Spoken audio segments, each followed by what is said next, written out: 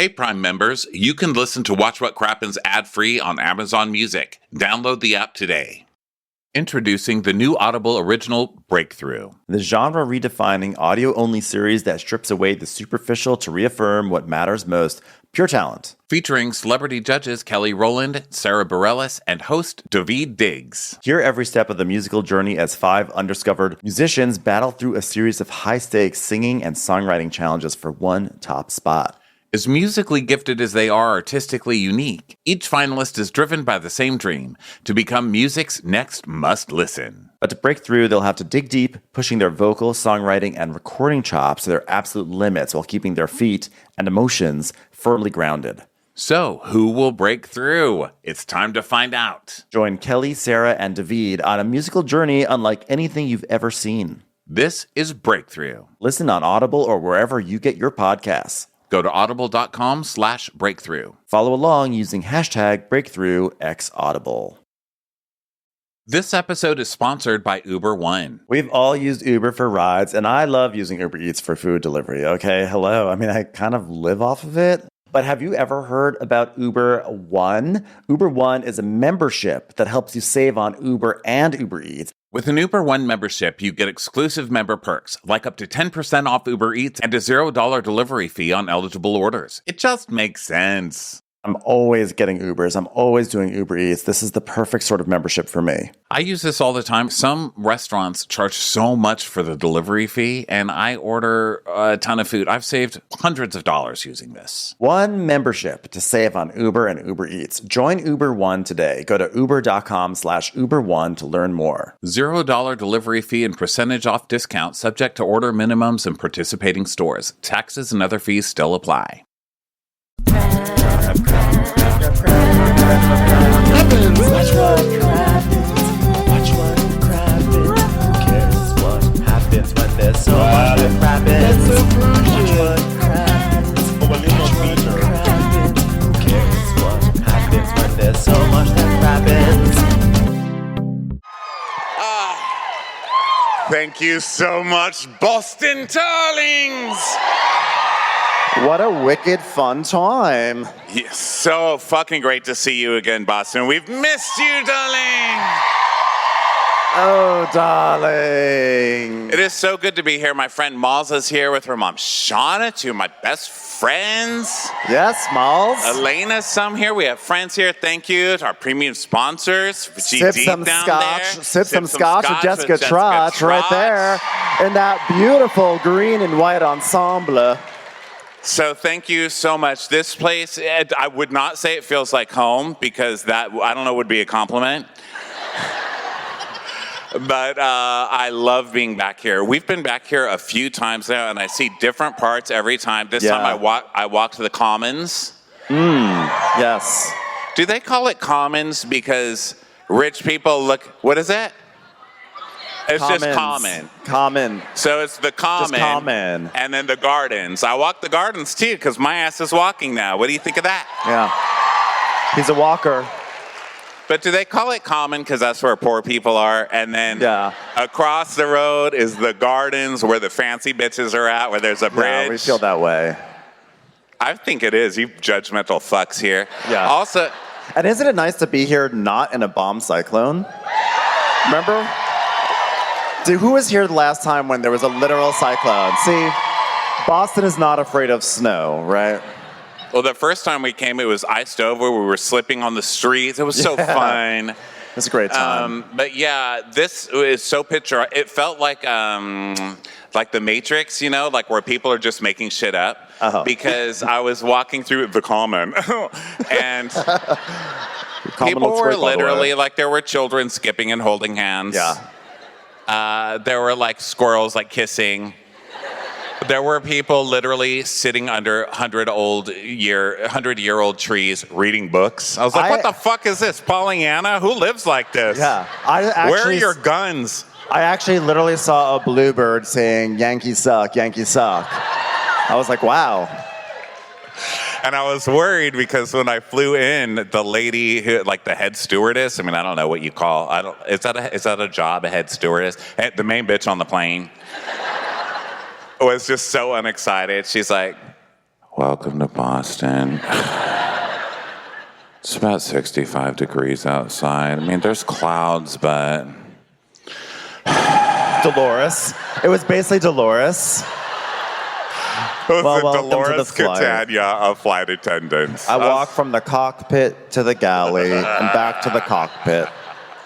I mean, how fulfilling can your life be when you're only allowed to give out 100 calories at a time? What the fuck kind of snacks are those on planes? 100. I'm done with the Biscoff. I am done with Biscoff. Yeah, I'm Down with Biscoff.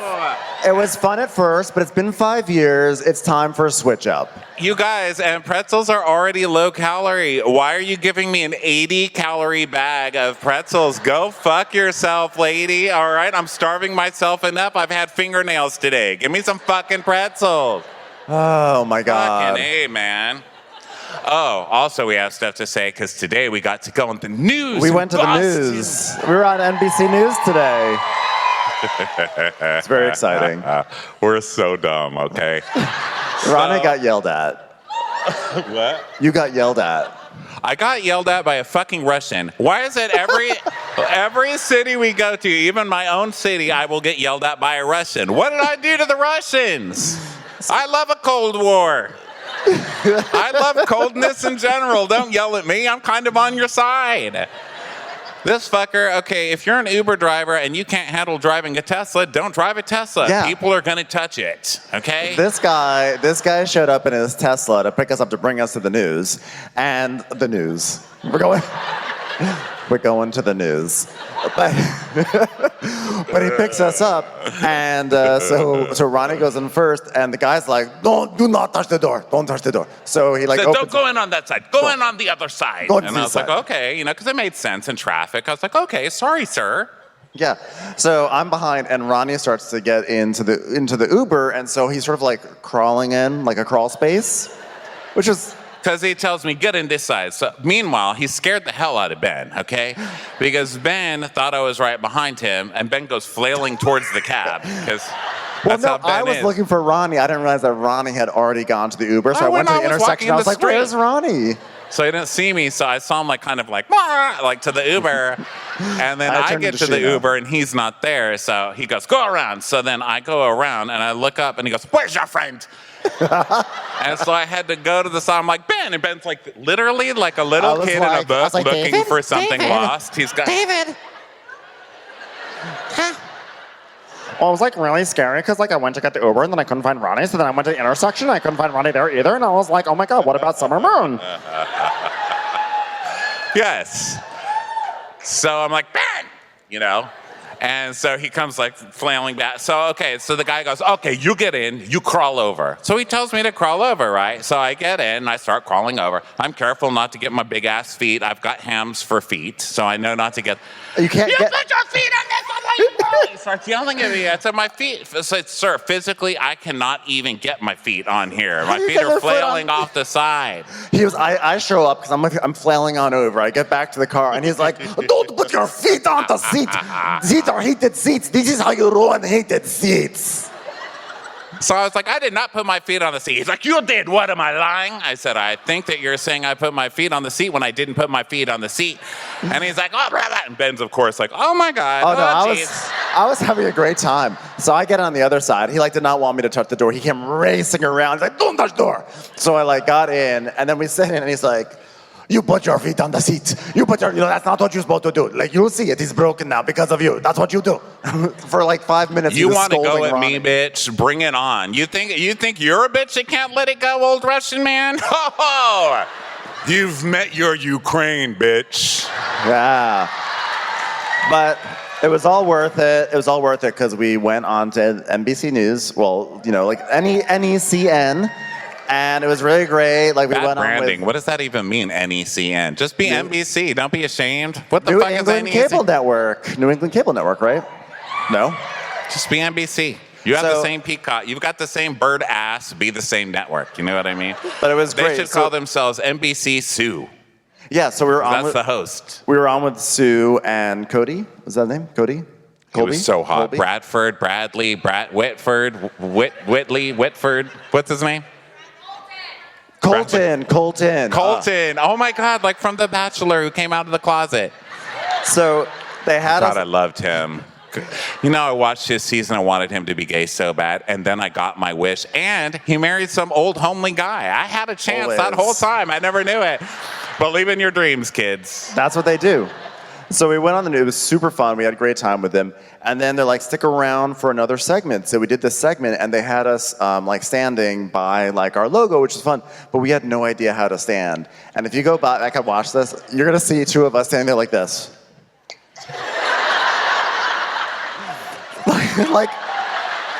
like we just got caught shoplifting.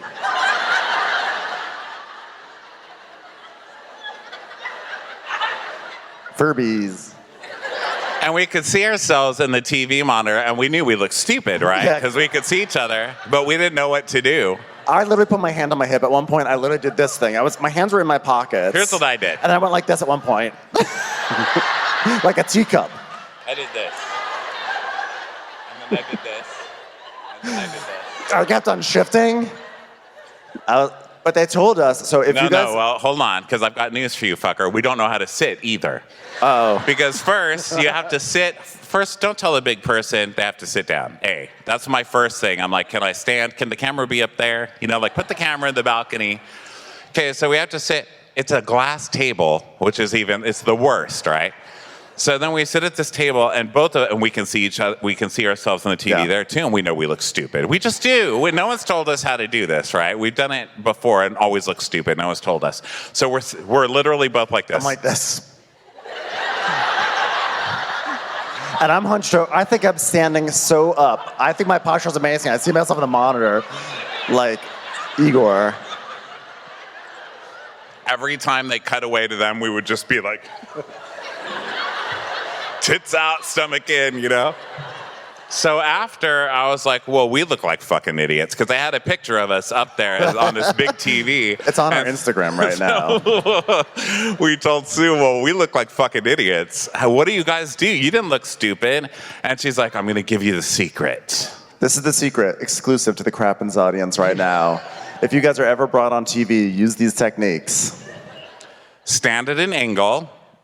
1 foot in front of the other foot, and with your hands, you do a shredder. She said like you're shredding paper. Neither one of us understood what she meant. It looks like rolling a joint to me. It's like this. Yeah. She literally said, you can move forward and backwards, but 1 foot stays planted. Here. 1 foot stays planted, and you shred paper right in front of your waist.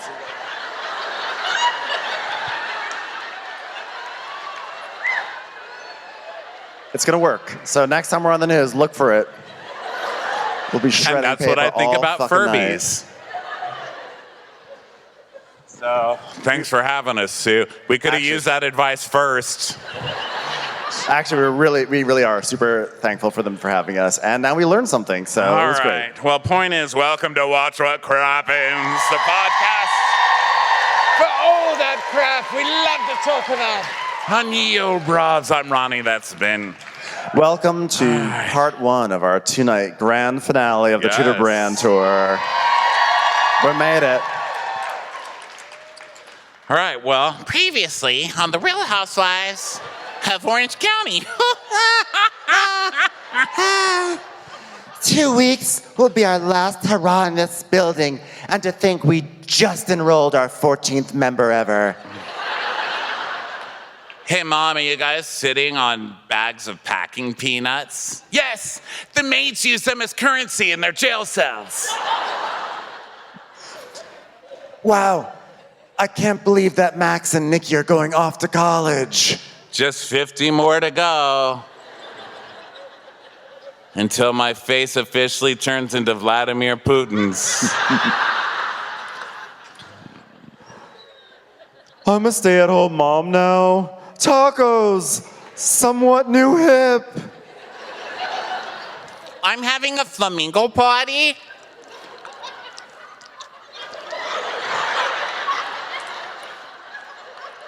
Because flamingos are poor, but they still dress nice. Unfortunately, I can't afford to attend. New Jen, looks just like old Jen. So Jen, please tell everyone your very meaningful life story. Well, I cheated on my husband, and then I adopted gerbils, fish, dogs, cats, and children, and it's a very meaningful... Is that John's son? Is that John's son? John. Hi, that's John's son. I think that is John's son. Oh, you know what? That's a seagull. That's a seagull. But that's John's son, right? That's John's son? That's where the seals go up onto the buoy. Okay. You are a fake bitch, Shannon. You're a fake bitch. You attacked me publicly. You attacked me publicly, Tamra Oh, Judge. really, bitch? Really, Yeah. bitch? You attacked really, me. Bitch? You really, attacked me. bitch? Do I want to be Really, attacked? bitch? No. Really, Do I want to be bitch? attacked? No. You Really, attacked me. bitch? You attacked me. You attacked me. bitch? You attacked me. Really, bitch? You attacked me. You attacked me. And It was a you. see.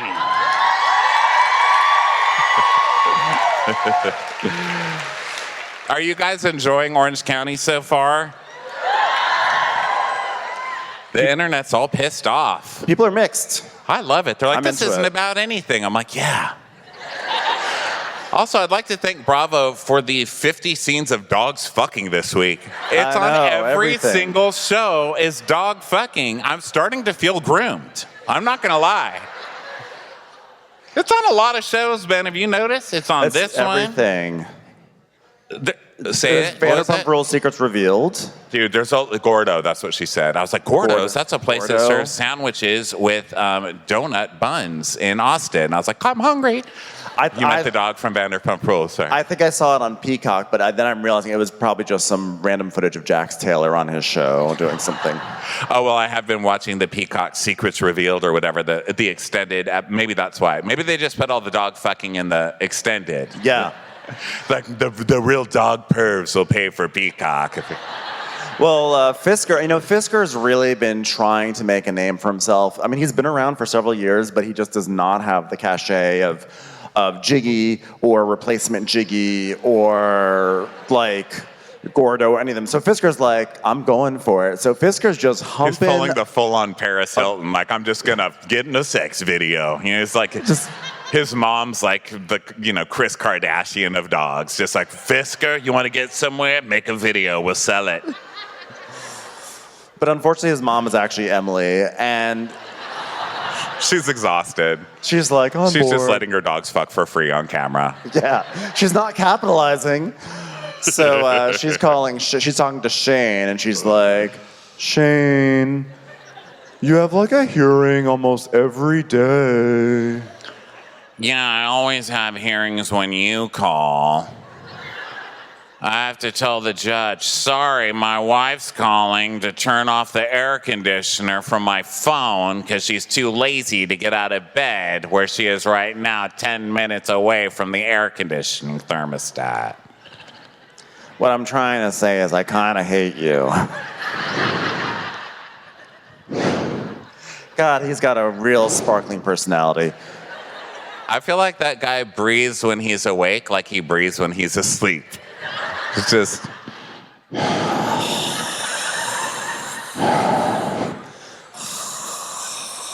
He sounds like he's having a dental procedure. He's the water vacuum, but in the other room. It's not like... It's in the other room, so it's just like... So then we cut to Gina with her daughter in a park somewhere, the poor people park. Georgina's doing everything. This poor cast. Literally. Gina's filming in parks. The other lady's trying to pretend she's doing an outdoor business in a park. Girls, come on. I know the economy's rough, but come on. So Gina's teaching her daughter how to play soccer, and she's like, You know what? A lot of people think that power comes from the strike, but it really comes from how high you get your leg up. Okay, it's like a flamingo, okay? So you're gonna kick it, okay? so the kid's like, okay, got it, and just kicks Gina right in the foot. You just hear a mom in the background going, go get that soccer ball back from that little girl. Go back and get our soccer ball back from that little girl. Finders keepers. It's a stolen, she can't even afford a soccer ball. What am I going to teach you, kick the can? You don't play that in school. Somewhere Lynn Curtin's walking around Orange County being like, has anyone seen my soccer ball? Because you know Lynn Curtin's kicking a soccer ball around alone somewhere. Oh, the cuff. God bless her and her cuffs. I think of Lynn Curtin every time I see a cuff in a store. I just feel so bad. I see like a leather cuff. Because in Texas, we're still big into leather cuffs. And I see them all over and I just think, oh.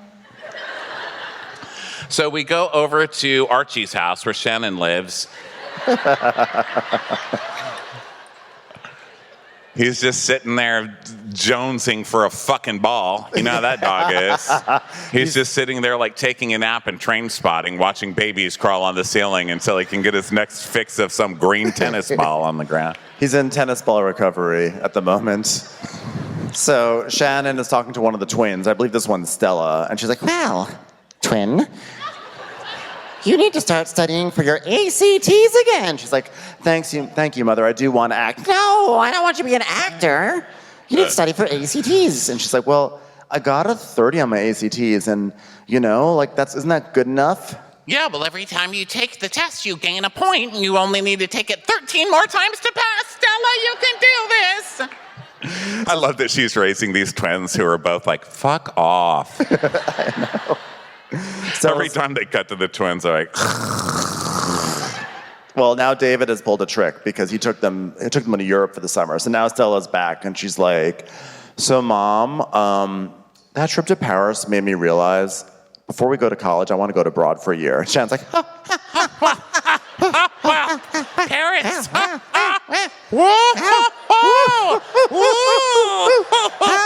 No, 30 to 40 positive. I'm happy. Wow. That's a great idea. I'm happy. I'm happy. I love that. Wow. Yeah. Who needs school? Who needs to go to USC? So what you're trying to tell me is that after all the effort I've made to control my waistline, you're moving to the city of the butter croissant. Huh?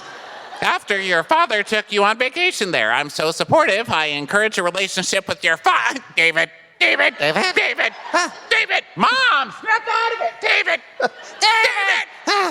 Well, have fun meeting the man of your dreams in Paris and then watching him walk along the sand with a slut.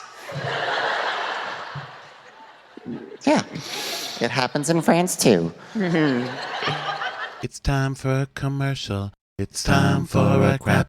If you're hiring, you know what it's like to deal with economic uncertainty. And now more than ever, it's really important to hire the right people faster and more efficiently because you got to keep the overall cost down. And thankfully, there's a hiring partner who's focused on you and your needs, and that is ZipRecruiter. From pricing to technology, everything that ZipRecruiter does is for you and what works best for you. And right now, you can try them free at ZipRecruiter.com/Crappens. Now, here's how ZipRecruiter prioritizes your needs. They've got very straightforward pricing, like no surprises, no twists and turns. ZipRecruiter's smart technology identifies the best matches for your job. Hire the best with the help of a partner who's all about you, ZipRecruiter. 4 out of 5 employers who post on ZipRecruiter get a quality candidate within the first day. Just go to this exclusive web address to try ZipRecruiter for free. That's ZipRecruiter.com/Crappens. Again, that's ZipRecruiter.com/CRAPPENS.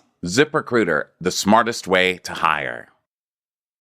I'm going to say something scandalous, Ronnie. Go on. Plants are meat.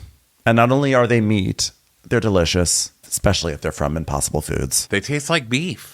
Exactly. Impossible is making meat history this summer. Yeah, they are. Summer of Impossible. I am so excited to be spending time cooking my summer foods, all that good stuff. And guess what? We can use Impossible sausages, Impossible brats. I mean, it's going to be a great summer for Impossible Foods. Impossible beef is made from plants and 19 grams of protein per serving, and it's better for the planet. And it's meat. Plant meat, correct. So if you're looking for something to grab for your grill, grab some Impossible beef. Summer of Impossible. Start making meat history today. Just head over to the meat aisle at your local grocery store, grab some Impossible beef or patties, and get grilling.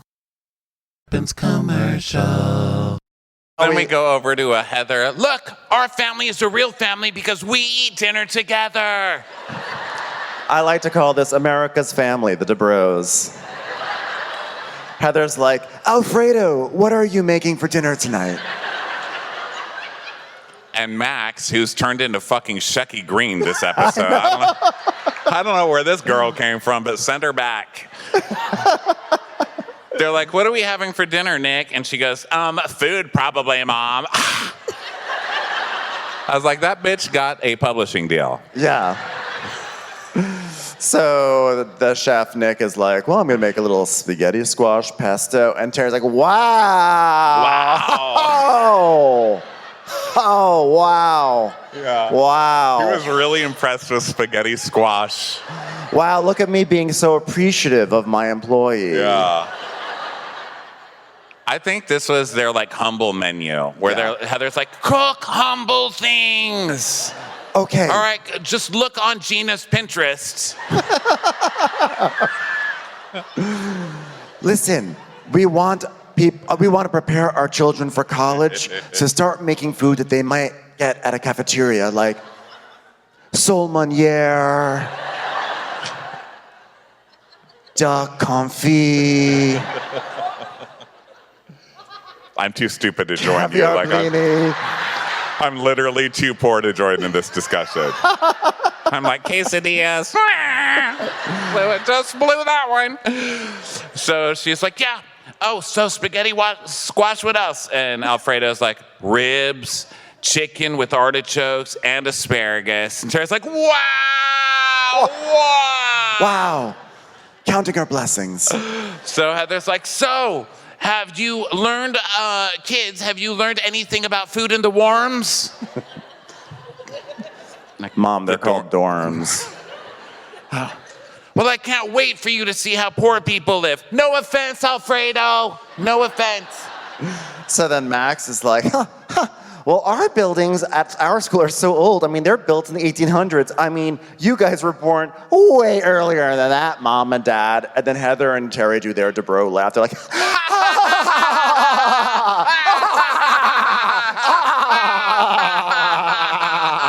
if you ever disrespect me or your father again, this will cost you a lot, little girl. So I wish I could have bought this kid's book so that I could take it back right now and argued. Like, I don't even care if it's past the due date. Have you seen this episode? You take this fucking book back. I hate that child. Well, we see that Nikki is going to LMU, which is a school in Los Angeles. And Say it. What? Say it. Go ahead. Say your inner voice. Okay. You know what you want to say. Just say it. LMU It's is a great school. They're going to cancel LMU is a great you. school. Say I'm just it anyway. saying, Terry and Heather should at least be able to buy their way into Cornell. Am I right? Let's be honest. They did better with Max, because Max is going to Tufts, local Tufts. Do we have Tufts people here? So funny. I don't understand schools, like what's good and what's bad. So he was like, well, certainly they could afford better. I'm not going to say that, though. I was like, you better, because to me, it's like a whole different world. I don't want to disrespect the people who go to LMU. I'm just saying, if you're super wealthy like the Dubrows, one of the perks of being super wealthy is that you just like buy wings of schools and put your children in them. Of course. Well, I think that lady from Full House ruined it for everybody. She did. And Felicity Huffman. They ruined fucking Felicity Huffman, still hanging her head in shame. She's like, every time she tries to walk into the Directors Guild, they're like, ugh, shame on you. As if we haven't been paying for our children to do all kinds of shit for years in Hollywood, of all places. Stop shaming Felicity Huffman. Now, the lady from the Full House, shame her anyway, because... Yeah. Meanwhile, her daughter wound up on Dancing with the Stars, so there you go. Everything's fucked up. So, Heather... Where shame goes to dance. Shame goes to dance. Where shame goes to rumba. Dancing with the shame. So Heather's like, she's like, Dancing with the shame. That's our new Bravo show. That's a dancing queens that'll actually work. Yeah. Dancing with the shame. I'll go to bring out Cleopatra. Let's be like, I'm fat. I have man boobs. We should play Dance Dance Revolution together. So Heather Dubrow says, we are so close to the twins leaving for college, and it's like the final countdown. You know, how many more dinners? How many more breakfasts? How many more basement concerts by Richard Marx? How many more Starbucks runs will we have? How many more? Mom, another poor person was electrocuted at the gate this morning. How many more pour the oatmeal on the maid days? How many? Hey, Nikki, fold a 20 into a paper airplane and float it over the cliff, and let's see if any of these pores jump over to try and catch it. How many more? Hey, Max, give that poor a pole and see if they can vault over the 3 gates. So their food is served, and they all look at this food like, what the fuck is this? Like trying to figure out spaghetti squash.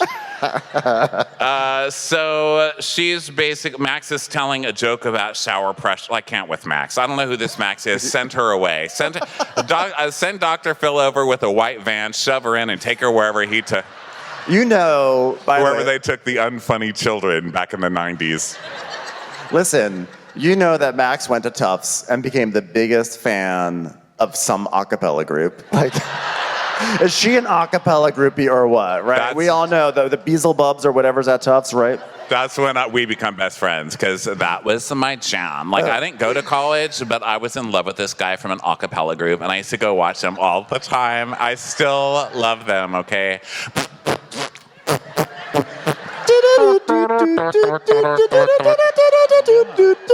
They always do Take On Me. Yeah. I have my own a cappella band. It's on Spotify, so sorry you can't hear it because I'm not telling you the name, but I did it for a while, so. Do you know I tried out for the a cappella group at my school? I did on a whim because when you're a freshman. You did not. I did. Because when you're a freshman, there's all these activities, and you're like, I want to do it all. So there was someone I knew who was, they're like, you got to come audition. I was like, sure. So I got there, and they're like, what did you prepare to sing? I was like, nothing. And so they're like, okay, well, you can sing America the Beautiful. I was like, okay. No. But I didn't know all the lyrics, so I got up there and I went, oh, beautiful for spacious skies. Blah, blah, blah, blah, blah, blah. And I sang the rest of the song in just blah, just saying blah. But that is a role in an a cappella group, to be fair. That is like a blah, blah, blah, blah, blah, blah, blah, blah, blah, blah, blah. I was like, America, America, God, blah, blah, blah, blah. God shed his grace on me. What the fuck is wrong with you? We're in Boston. There are statues of men on horses out there. I could have been in the chords. John Hancock is from here. That had to have been Jane. Was that you, Jane, who just whooped for the chords? Yeah. My college friend is here, Jane. Jane. Okay, so Max tells a stupid joke, and I want her to leave. I'm like, bye. Bye. Go to school and get bullied. That's so mean. Max is really nice, right? Max is like our people, by the way. She's literally our people. But this is the What hazing. does that mean? A podcaster? I feel like I feel like I would hang out. Like if I were at Max's age, I would hang out with Max. Why? Because did you not hear my a cappella stories? She would console me afterwards. You would just be like, this is what spaghetti squash is. She's like, oh my God, Ben, you're crazy. You got to meet my parents. I'd be like, yes. So anyway, so Heather's like, we're only 1 minute into the episode. So these are our favorite episodes where nothing happens. Yeah. So Heather's like, well, so they asked, what are you guys gonna do now that the twins are gone? And Heather's like, well, we're gonna try to get a presence back in Los Angeles because I feel like it's my first step back in the door, back in my old career. Oh yeah, I'm gonna be an actor because when we bought our home in Orange County, that was me making a decision to move my career to the side and to give my life to my children. I was like, oh, what a fucking giver. My God. I remember when the entire audience at the Oscars sobbed when they heard the news. Give me a fucking break, okay? Give me a fucking break. So she's like, well, I never lost my passion as a performer. I want to do it all again. And then they show us Heather's like career. Yeah, it's 2 photos.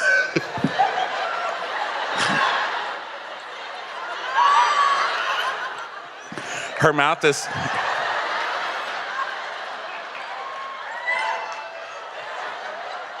It's always a wink. Her mouth is this big. It's like a Pez dispenser. It's a human Pez dispenser with Coraline's mom evil eyes. You know? So it's a picture of that from Jenny, that long-lived sitcom we all remember. with fucking Jenny McCarthy. And then the next one is CBS pilot Carly with an I. And I was like, really? Now you're doing her dirty. I mean, I'll diss Heather all the time because it's fun for me. But she at least is in that Reba McEntire thing and then that other thing of the place. I got to a callback with a sitcom with Gabriella Carteris once. Thank you very much. I feel it. Heather Kent is coming back. Like, God help everybody in that town. Well, we know by now that she did move to LA. They sold their house for like $90 zillion, and then they bought a humble actor abode of like $50 million in Brentwood. I'm like, yep, there you are, just back to struggling like one of the real artists. Maybe Heather Page Kent should team up with Lala Kent, and they can have some sort of procedural on TBS or TNT. And when that doesn't work, they can just open Kent Fitness, you know? And we'll get one day closer back to me getting my beloved C word back in my vocabulary. Hey, speaking of Cut Fitness, let's go over to Cut Fitness, shall we? Let's do it, Batch. This institution's about to close its doors forever. Is everyone okay? By the way, welcome to the funeral for Cut Fitness tonight, everyone. The swan song. Yeah. But good luck to the Chinese restaurant that replaced it. Yeah. Well, now the Panera Bread can finally expand the next unit over. Gross. So they go to Cut Fitness. It's all trashed out, and Jen comes over to shoot with Tamra, which I love that they cast. Now I love that they cast Jen because it turns out Tamra hates Jen. I don't know how Jen got on this show. She does. Tamra woke up in the middle of the night with a fever dream, clearly, and was like, why am I going after Shannon? I have to go after Jen. Jen's more slut-worthy. You know, like she knows she can slut-shame somebody. She's like, I can slut-shame the double N, you know? So, first of all, this Peacock, listen, I love never-before-seen things. I mean, really, the whole episode was never before seen to me. I had not seen it yet. So it was actually... Never seen this episode. I feel rich. But they kept, apparently on Peacock, I was joking earlier, I usually do not watch these never-before scenes, but apparently on the never-before scenes, they put little dings. They'll go like, ding! This part is never before seen. Oh, because I watched... What the fuck are you guys? You guys at least lie because you're putting the lamest things up. Okay, this one came up and it said, bling, never before seen. And Tamara's like, look, it's gym equipment. This is our gym equipment that we have to sell. Wow. It's like you literally cut out scenes of treadmills and then you put them back in? Yeah. Who the fuck works over there? Is it AI over there now working? Who is it? Sorry I missed that with my regular person's scene version. So Jen comes over the place, you know, they've like demolished like a wall. There's like shit everywhere. And Jen's like, oh my gosh, Tamra, this place has actually never looked better. Your demolition actually improved it. And Tamara's like, well, everything is sold except the hot tubs over there. Remember the hot tubs? A lot of shit went down in the hot tub, bitch. Remember that? Remember the handies in the hot tub? Remember? So much went down on there, right? Am I right? Remember stuff going... And then she literally says this. She goes, tomorrow, the construction guys are coming to rip the floor out, and then the next day, we're gonna have a party. I was like, you want to do that in a different order? Party first, then rip the floor out? It's like, great. And she had her first party before they got the floor fixed, remember? There's something about doing things on even floors that Tamara's against, you know? It's like, well, not treat my friends to an even floor. So basically, she's kind of trying to shame Jen through this whole scene, because she's like, remember that hot tub? And then she's like, oh, look at the sauna. Remember when you would go in there with Ryan? Remember when, and I just thought you were friends, but then you'd be in the sauna, remember? I was like, you are horrible. What the fuck kind of friend are you? If I'm fucking around on my husband and now you're making fun of it on national television, you are never a friend. Yeah. You don't make fun of me for fucking around on my husband. You make fun of me for fucking my husband in the first place. Like, you know, as you're saying this, I was like, I don't remember any of this, and I remembered, ding, Never before seen, Ronnie. I know. I warned him though, because that sucks, you know? Like I come in with all the goodies. You guys are like salivating. You're like, oh my God, I hope they talk about that gym equipment. I know. I'm the person that gets to bring it to you. Yes. Daddy's here with the tea.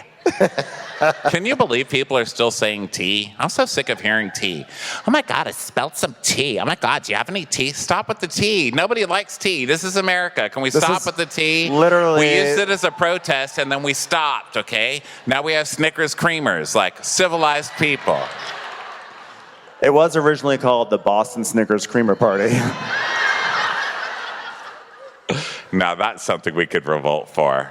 This is like the most tea city of all of America. Like there's literally, the subway's called I heard the tea. it. That's why I started swimming real fast. I was like, what did I just do? Like, walk it back. They love the letter T and they love tea. Walk it back. They love the tea. Oh, God, sorry, isn't tea everybody. great? So, by the way, in Texas, we're selling Dr. Pepper flavored popcorn now. What the fuck? yeah. So remember that anytime a Texan comes here and tries to shame your ass about anything. So now Jen and Tamra start lazily hammering a wall, which is what they're doing last episode. Like it's like the laziest demolition arc that's happened ever.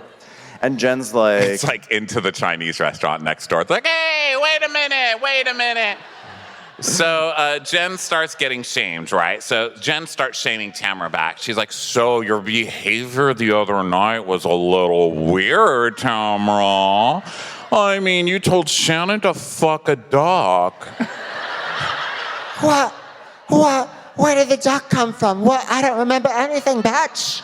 Fuck a duck? What, was the duck married or something? Was it a problem to fuck the duck? Like you? So like if the duck was you, would you be fucking a married duck or something? is the duck in Oklahoma? So we get a flashback of, and Tamra, like a little like thing pops up by Tamra's head of Tamra going, Oh, fuck a duck! Fuck a duck! She can fuck a duck. When I needed Shannon, she wasn't there for me. So fuck a duck, Shannon, fucking duck bitch. So Jen is like, yeah, well, she kind of met you with an apology, which I personally don't remember that. I don't remember Shannon coming with an... I remember this. Shannon, Hope. When they said, hey, Shannon, you were ignoring Jenna while she was talking about fostering 25 kids, she's Oh, I'm very sorry. I'm very sorry about that. I'm very sorry. Oh, I'm sorry. So Tamra's like, well, Well, you know, I hate to blame it on the boost, but it was because of the boost. That's all I meant to them. so Tamra's decided she's gone too far, so now she's going to be nice to Shannon, right? So Jen's like, I think you should really invite her to your party on Saturday because it's going to be real. I was like, poor Jen. What kind of friend don't overfill the week before you go on the house line? I'm surprised Jen isn't coming out with paper towels in her mouth because you know she's bitten her own mouth 20 times. Whenever you get anything done over here, you're like, ow, goddamn! Like I literally just tried to eat my own tongue. Tamra's Worth it. Worth it. radiant skin, everyone. That's the real story here. Come on, I haven't done that yet, but I will.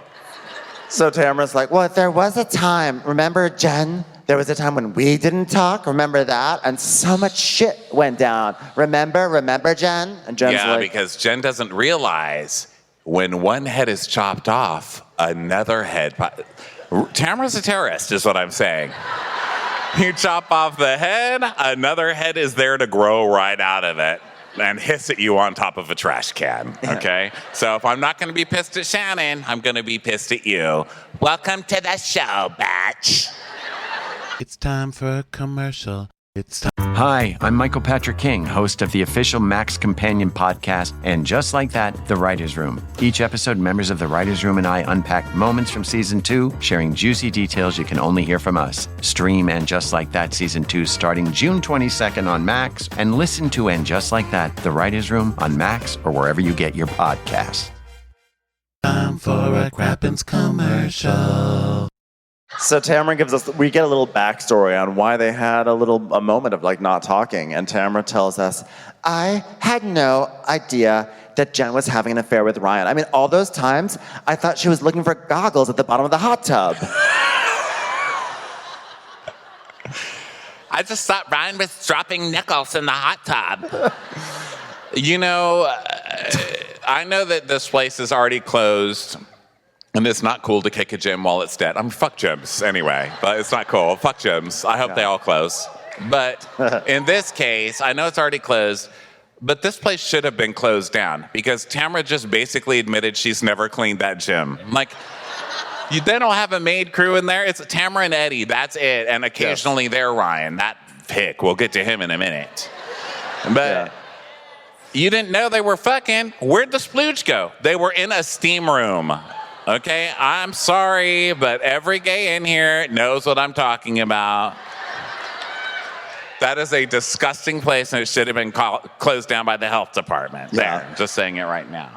So Tamara's like, when she was married to Will, we went to Cabo with Ryan, and Ryan sat down and said, listen, bitch, I need to talk to you about something. And he said that he and Jen were having an affair.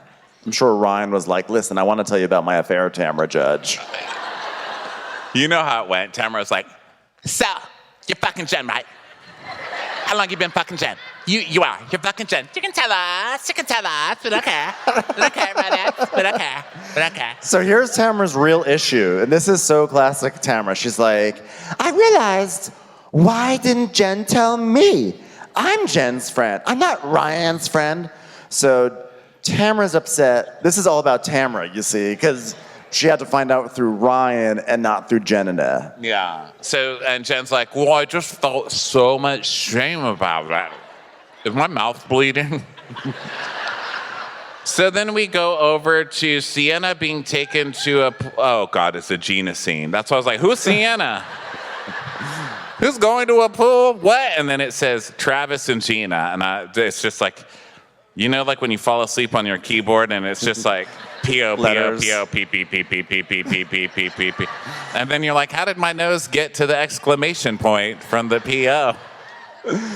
So Gina has clearly not taken up Heather's advice of having her son Nikki be her tutor for real estate training. Remember that? Oh, Nikki's doing that too. He could teach you everything. Go talk to him. So Travis and Gina are going to be taking 3 real estate tests. And Together. She's like, I love the idea of me and Travis going into real estate together. Like, we're partners in every way. I pay the rent and he lets me. So, you know, what a team. He says, honey, the hot water's not turning on, and then I pay the bill and it turns on. It's like magic, but no one gets sawed in half. He's gonna be a great real estate agent. I was like, has this guy had a job since he's been with you? I'm sorry, maybe he makes the kids lunches, but you're living in like a 1-bedroom, 1 shower nozzle. I wouldn't even call it a bathroom. I think she's trying to get onto selling Sunset. I think she's like, oh my God, I'm going to be part of the Oppenheimer group. Okay, I'm going to ring that bell. I'm the new Chriselle, okay? And like, she's like, play the music. She wants to walk down the street with Trixie Monocle being like, I'm a boss, bitch, boss. But Trixie's just going to be like, it's a scene with Gina. I'm a very poor person walking on a sidewalk. Not a boss. I've got unpaid parking tickets, badge. Selling Normandy, like the... Renting Sunset. It's a Hollywood person. Oh my God. So they sit down and Travis opens up like the study manual. He's like, well, I know this is yours because there's spray tan all over the pages. So, yeah. He's like, okay, so a broker is so busy that he never has time to return the phone calls of his principals. This is called A, Gina's regular life. B, Gina's version of friendship. C, Gina's standard time. Or D, Gina really only gives a fuck about herself. What is that? She's like, Oh my God, why are those answers all about me? She chooses D, which is prohibited, and I like I like that Gina thinks for one moment that it's against the law to not call back as soon as possible.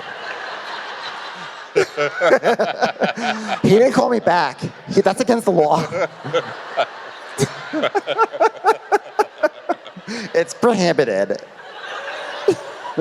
It says in Article 6, Clause 5, you have to call back right as soon as possible, or you go to jail. But also the editors are so mean because they did this in the format of the Who Wants to Be a Millionaire game show. Where they did the question here and they're like, dong, dong, dong. I was like, of course she wants to be a millionaire. Like, that's not fair. Who wants to just have another bedroom? That's the game show for her. No kidding. Who wants to be a showeraire, you know?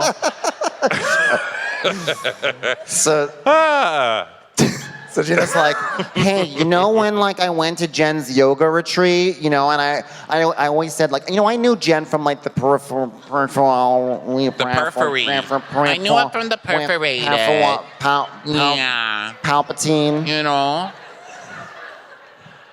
I knew So, her yeah, as a I don't want to friend. judge her or nothing, but like I want to give her the benefit of the doubt because even sluts deserve that.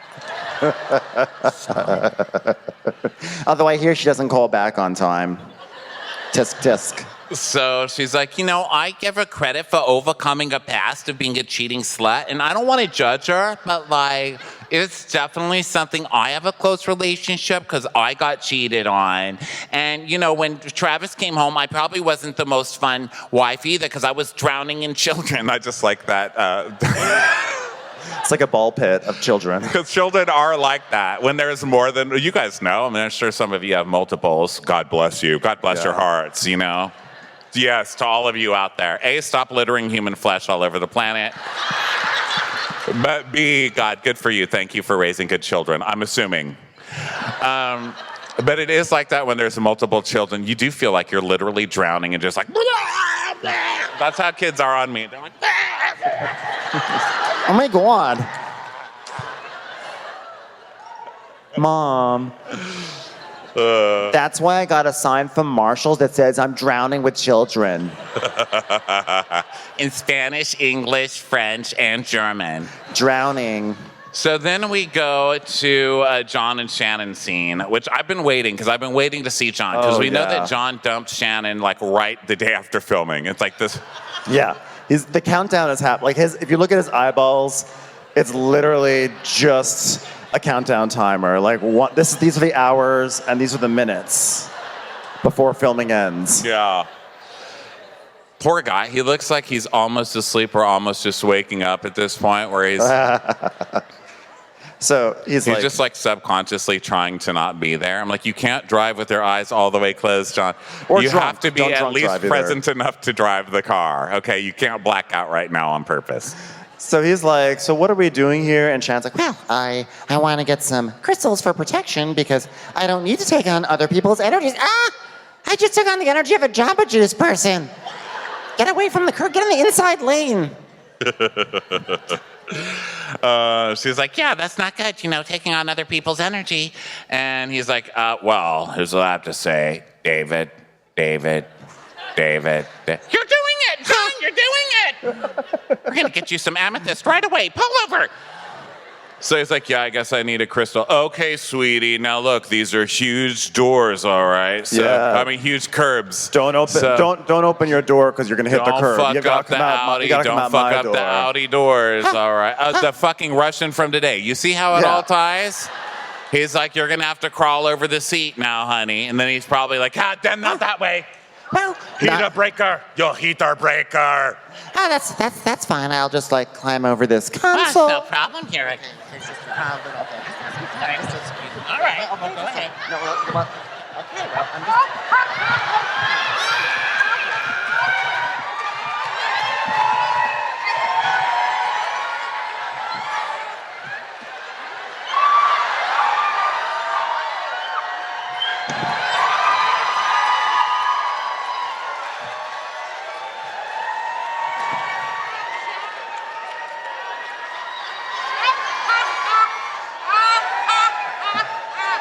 It's okay, Crystal. I'm here. Yeah, that was We me. very graceful. Right. That's literally all I need from any of these shows. That's all I need. Just have crazy bitches fall out of a car, okay? Yeah. She just earned herself another 5 seasons if I'm working over there. So they go into the worst crystal shop Ever. This is why crystals get bad. Well, first of all, they're really expensive and they're rocks, okay? And I'm a person who has one in every window to be rich. Guess who's not rich, okay? I understand the hypocrisy and the stupidity. But we're podcasters, so who the fuck cares But what that's we who say, I am, right? yeah. Also, I did think it was really cool that one of my favorite actresses, Judy Davis, was working at the store. Did anyone see that? It was like Judy Davis if she ran into like a lobotomy needle. Because Judy Davis has that like, hey, what do you want, a crystal? What do you want? Are you going to have a crystal today? I can't even. Let me show you an amethyst. This Judy is for Davis has, love, like, a which I don't cigarette. have. I mean, I've been left. So no love for me, honey. So you want a crystal? Is that what you want? You want a crystal right now? Yes, the cigarette. She always has a cigarette going like this. If you don't know who Judy Davis is, She's this is always your got homework. like the shivers. Like, you better think next time you buy that crystal. wow, we've never done a Judy Davis. I know, it felt great to get- It felt good. We're gonna bring Judy Davis back. One of we're my gonna- all-time favorite actresses, Judy Davis. Let's just put it out there. Judy Davis, Housewives are calling. Judy Davis, and you know who else I love from the Judy Davis era of acting? Joan. Cusack? Yes, but who's Joan? She was big in the late 90s. She always played like a wasp, and she's always like, Oh, Joan Allen. Joan Allen. I just saw they were playing the space. No, they were playing the Bourne, or I always get those confused. The Bourne Identity, or one of those where she was there.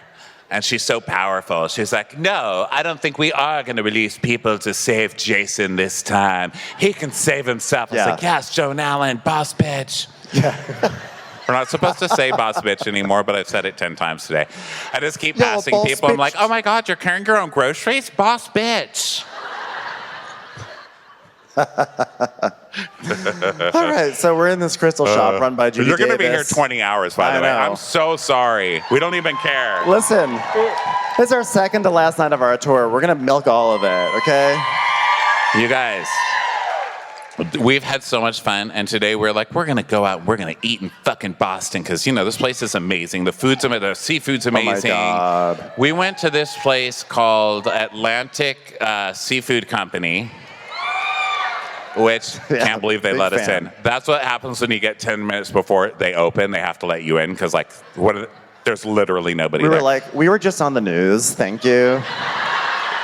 But this is what, like, yokels we are. So we sit down and he brings us this, we ordered mussels, right? So he brings us this basket and Ben goes, there's nothing in there.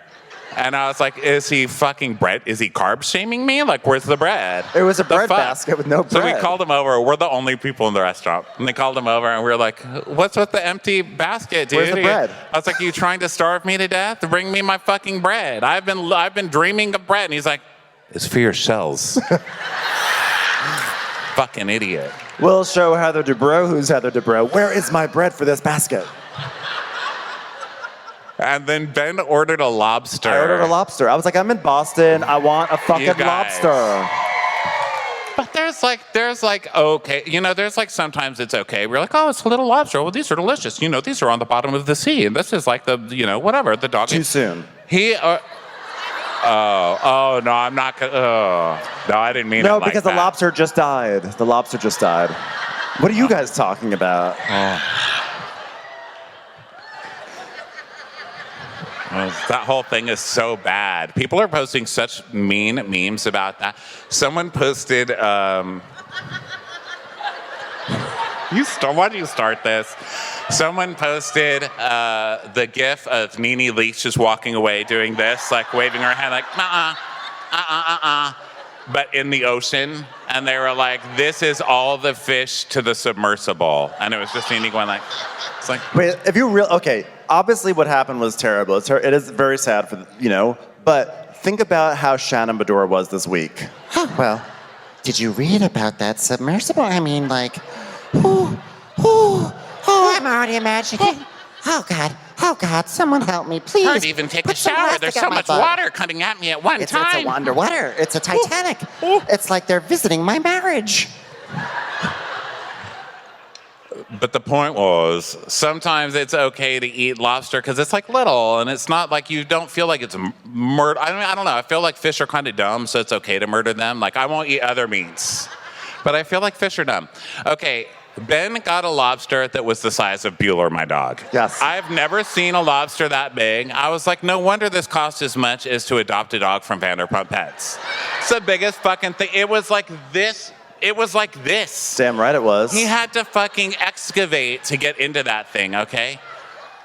And he goes, well, how do you, the guy said to eat the brain. How do I eat the brain? I'm like, you fucking break the spine. Like, how else do you do it? And he's like, no, I'm going to ask the guy. And the guy's like, you break the spine. Like, I was like, And guess what? I think there's a did? secret way I to broke suck the out a brain. spine. So then he's eating the brains, and then he goes, you know, they pee out of their eyes.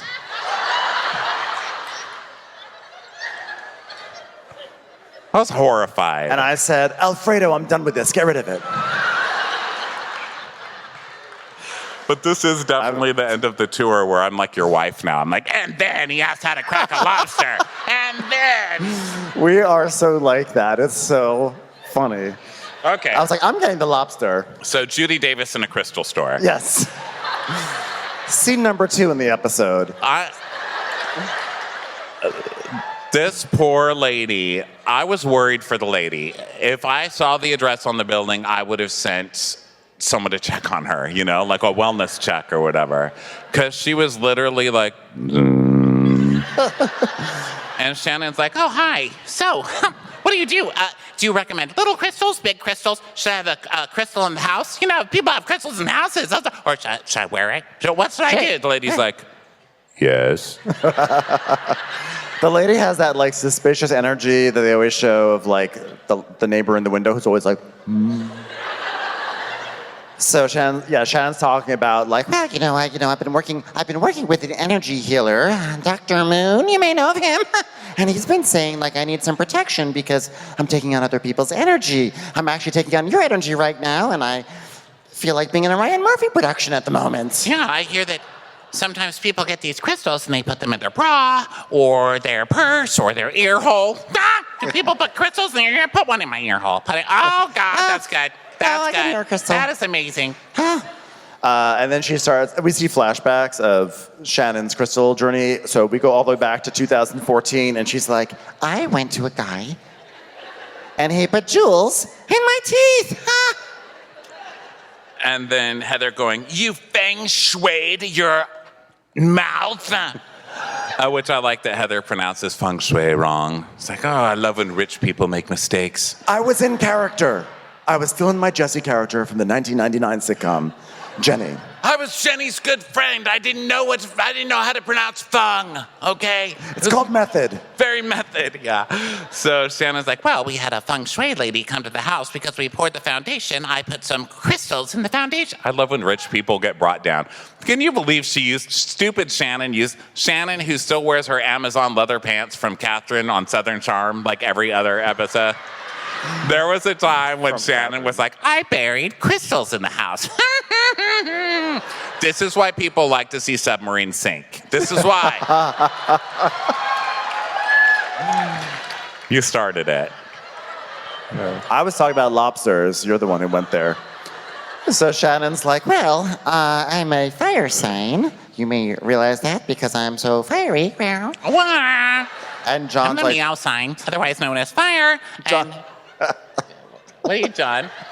What are you? I'm John is a donut I want a hole tequila sign. What are you? He's a tequila-flavored donut sign with a shot of Bud Light for breakfast. That's a fun sign, John. He's a got wasted at the golf course sign, and his dad is the pick him up sign. John's sign is will work for beer. So that's a fun one. So they talk about their signs. John turns out she's a fire sign and John is a water sign. And she's like, Uh-oh. Does that mean your water is putting out my fire? He's like, yeah, pretty much.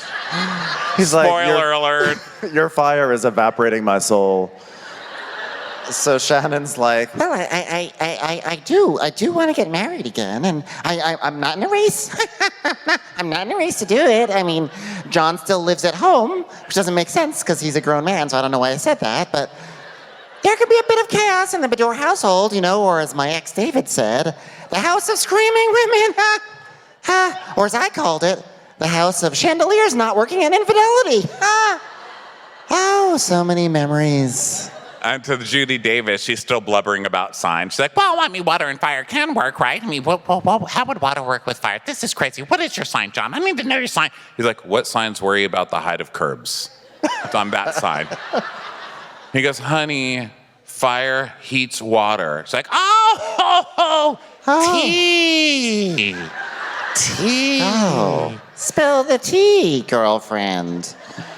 It all comes back around, the circle of life. So, she gets a FaceTime from Tamra. She goes, like, I don't need emotional healing. I need protection from these crystals. Batch. the crystals aren't really working if Tamra's call can get through.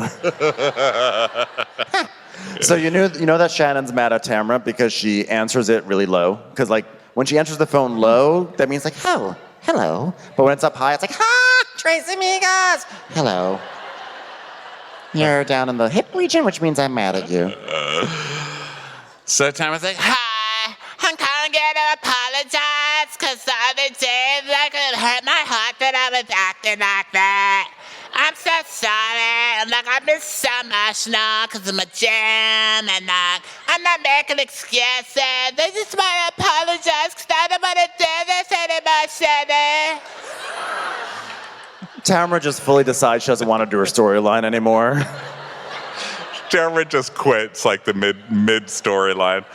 So Shannon's like, let me take a sip from this bobo straw. Well,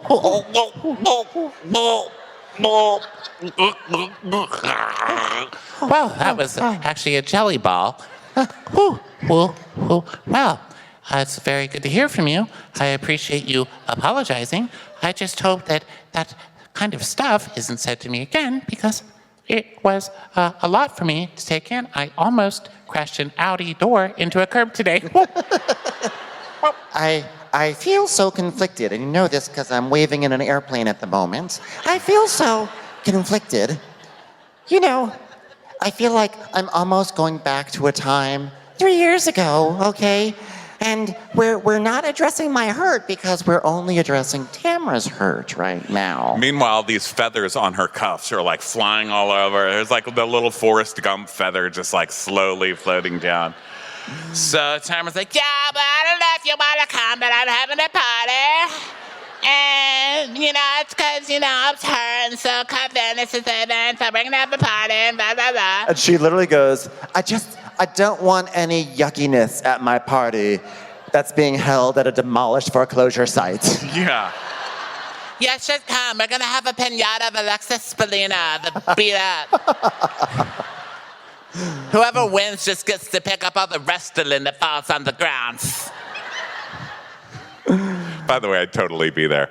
So Shannon's like, okay, I'll come. John, did you hear that? Tamra called and invited me to a party. I'm very hurt, though. I'm very hurt. I'm back in, John. He's like, 300 hours and 23 minutes.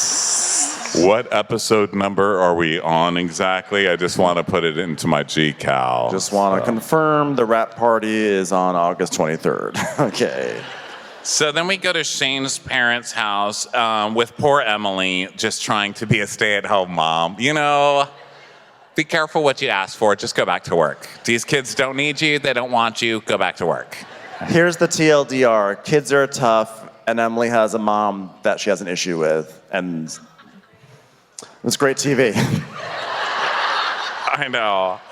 I just realized while I was watching, because this back to a storyline of like, well, like my dad left a long time ago, and then my mom, it's like she had to work to support us, and I just don't think she wanted to be around me. I was like, wow, it's amazing to see someone's mother represent America so hard, you know?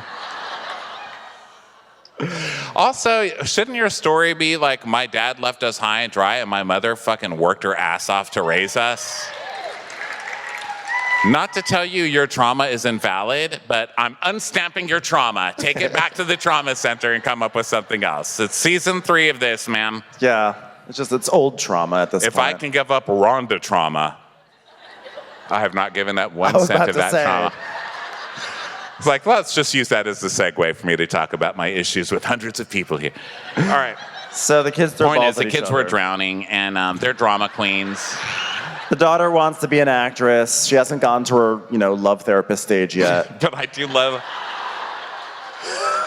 She wants to be a love therapist, baby. My kid wants to help people now, baby. This time a year ago, she wanted to be Judy Davis, and now she wants to be Dr. Judy. So her twins are trying to share a noodle in the pool, and they're like, hey, you can't share the noodle. She's like, you can't share a noodle. And they're like, one of them goes, but he was drowning. And the kid's like, and Emily just goes, oh, ha, ha, ha, we know. And then from over the hedges, Shannon's like, Is that John's son? Oh, never mind. So then Heather goes to Taylor's house, and Heather says, your home is beautiful. Everyone already knows. Everyone's always like, oh yeah, we know what's happening this scene. It dawned on you before me, because I had to read the beginning. I'm like, Heather went to Taylor's house. Taylor. Heather's like, oh, I'm sorry, I thought you were Taylor Armstrong. Weren't you on Real Housewives of Beverly Hills, the show with the big mansions? What's this? Come in. This house is so... Brown. It's so brown cabineted. It's like that's the only thing I know to say about it. And we all have them or have had them. There's just something so... Ashley furniture.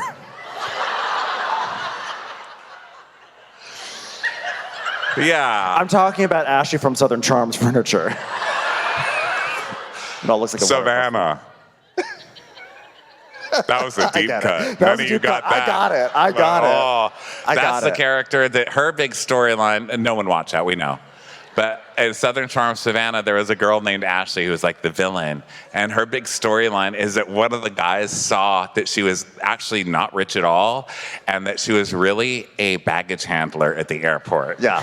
One of the best, strangest stories that ever happened on Bravo was that Bravo accidentally cast a baggage handler. It's like Bravo's biggest nightmare, because apparently when you're on the show, they do rigorous checking to make sure you're wealthy or pretending to be wealthy. But they at one moment like, wait a second, we have a baggage handler? That fucking kills me still to this day.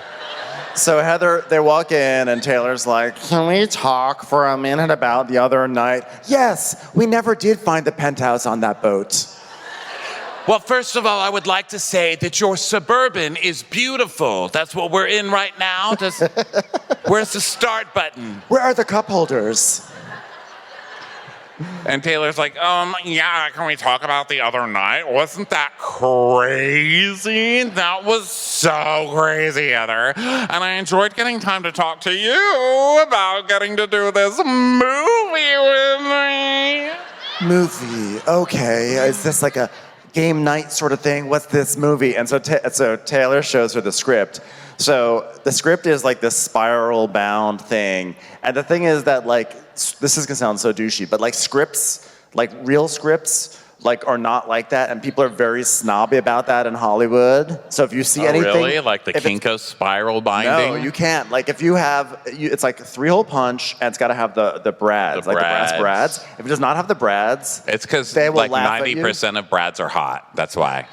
So you knew Heather saw it was like, no brads.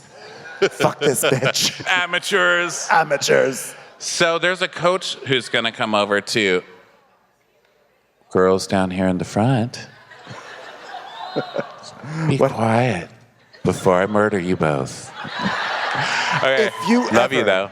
Okay, so I know this is hard. This is literally 10 hours. I'm like, shut up. How dare you? Okay, so people are like, are we allowed to pee ever? Like, you shut up. Lock the doors. So Taylor's like, can we talk about that? Okay, so they're talking about this coach who's going to come over, right? And Taylor's like, she was a Broadway actress, and now she's a coach. I was like, she's a coach now in the OC? What was she in on Broadway? I can name 30 things she was not in, you know what I mean? Like, wasn't in Wicked. Like, I'm just like counting them off on my finger. Like, anything good. What would she have been in? What would she have been Like, in maybe on a Broadway? dish. Like, Maybe like a dish in Beauty and the Beast, you know, like a she was a dancing dish. She was a spare dish. So Heather's like, oh, so you have a movie. Oh, that's interesting. And you're filming in Oklahoma. I have a question. Is Reba McEntire in your movie? Because I've worked with her before. So they start telling the story at the same time. So Taylor's like, yeah, you know, we do have a scene together in this movie. So Heather's like, well, Taylor mentioned to me on the boat that she was doing a movie, but she did do it making the actual charades movie hand gesture. So I thought it was a party game. I thought it was like TikTok. We'll do a TikTok or something like that, like the young people do at Tufts. So it cuts to Taylor. And she's like, well, I mean, I'm in this movie, and then an actress dropped out of the movie, and so I thought Heather would be perfect for the movie. Unfortunately, Meryl had other obligations, so she had to drop out. So we went to Heather Page Kent, you know. So then, the next day, Taylor texts me photographs. I said, you weren't kidding? You weren't kidding about this? And I immediately called security and I said, those text messages got through 3 gates. What the fuck is going on? So Taylor is like, well, I've known the director a long time. That's how I got cast. Yeah, we figured. I mean, what the fuck, Taylor? Oh, I thought it was because of your turn in an indie movie. So Heather's like, this part for me is not hers to offer. I mean, someone's got to reach out from production, a director, a casting director. What's the role? What's the pay scale? Is it union? Is it non-union? Can I take everyone who works in the movie and make them work in my house? Are the reshoot days already on the calendar? Does anybody in this cast know what spaghetti squash is? So a lot of things have to happen. It's not like, just come over to my barn and shoot a show. Which, you know that is exactly how Jenny happened. You know it is. You know, Jenny saw some guy she knew at the mall, and they're like, oh my God, you're on MTV? She's like, yeah. They're like, you should have a show. She's like, okay, here's a script. It's called Jenny. Okay, great. Show up and shoot it. Call some poor people to shoot with you. So then the acting... I know this girl in a 14-piece band who I saw play at a wedding once. So Lauren, the acting coach, comes over, and Heather is so mad. Heather is so mad that she's not the acting coach for this scene. She's like, oh, okay. Hi, I'm Heather. Heather Page Kent. I was on television. I guess I still am on television if you really think about it. This camera right there. Anyway, you don't have to stand up. Sit down. Sit down. It's like I'm literally walking in the door. I have to stand up. Taylor's like, well, Heather's an actress, and so between the two of you, I'm hoping you can get me ready for this. And Heather's like, oh, yes. So Lauren, was it? Yes. Lauren, what were your big shows on Broadway? Oh, well, I was in Motown the musical. Haven't heard of it. I was in Wonderland the musical. And I closed Pretty Woman the musical. Oh, I saw you in that. You were the usher, the way you handed out the playbills. You know, I knew exactly where my seat was. Thank you so much. Actually, I was that really fierce supermodel in the yellow dress. Oh, I was like, yes. You were a chorus person in a jukebox musical, girl? No. I loved your work in the ensemble. That was wonderful. You almost stood out. It was great. I went straight to the Google and looked up the Better Business Bureau and started dialing. Wonderland. Get the fuck out of here with your yellow dress. I'm not paying you anything. And that was such a Heather flex, too. She's basically saying, I paid money for you to dance for me. So Taylor's like, okay, guys, let's get into the script. So this script is a story about a concert pianist who got murdered. Okay, I will read the part of George, who's actually a woman, but she's named George, sort of throwback to Sisters on NBC in the 90s. Okay. Okay, so George is sitting on the large sofa in the meticulously designed home of TV anchor Shannon Craig. Okay, now, should I be crouching because the ceiling is very low in this house?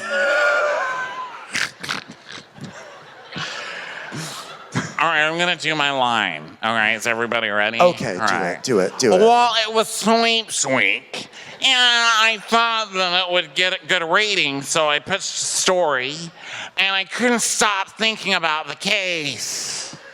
And what were you able to find, pray tell? Well, there was a very important piece of music that this lady wanted playing because of her dead husband, and it was dedicated to him. I was like, whoa, too close to home. Let's reel it in. I'm sorry, but it's depressing. It's depressing. You didn't hear this plot and think, oh my God, no. How about that submarine, guys, right? So it's a party and watch what crappens. Well, excuse me, I'm doing my line reading. Sorry. Okay, the character's name is George. Actor. She is poor and has to investigate crimes to eat frozen food from the aisles. Okay. Yeah, acting. We looked up the detective, Huh? and he died in... Oh. Sorry, I broke character. All right. That's industry terms. Okay. We looked up the detective, and he died in 2012. Oh. That's horrible. He was devastated that he didn't solve the crime, that detective. And scene. Yes, thank you. That was really good. Really good. She's an actor. That is acting.